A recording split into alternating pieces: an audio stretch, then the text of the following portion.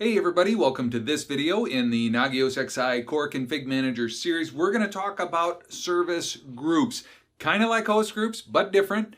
We can use service groups for two big reasons. One, we can use it to filter for specific services, or we can use it to relate different services that run on different hosts and keep an eye on a process that spans multiple hosts. Let's take a look at both of those.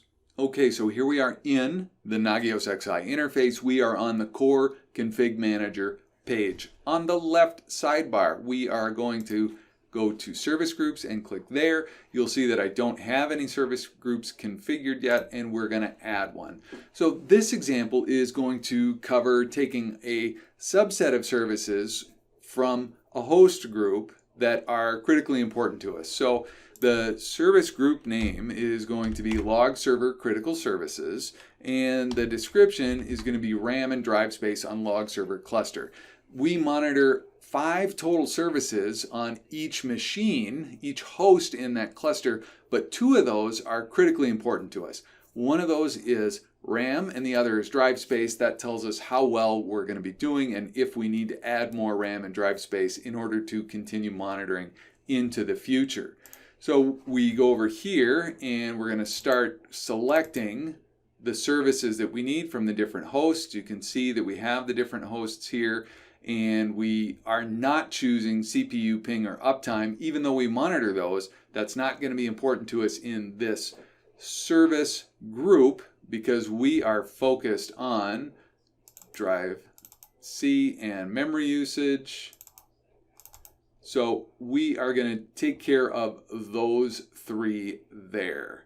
We're going to close this. You can see that we've added 6 services, which is 2 services over 3 hosts each. We're going to save this. And when we save, we are going to notice that we have critical changes are detected. Please apply configuration. So we made a change to the core config database, and now we're going to apply those changes to the core engine. So we click apply config and it comes back and tells us that we're doing well.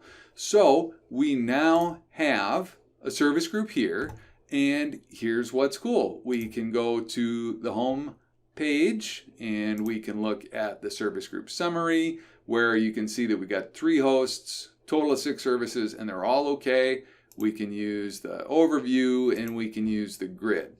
Also in reporting, here is the cool thing. So say that really what we're interested in when it comes to this service group is capacity planning. I need to know that I've got enough drive space today, but also that I'm going to have enough drive space in a month or 2 months or 3 months because the procurement process for new hardware can take a while and I need some advance notice on that.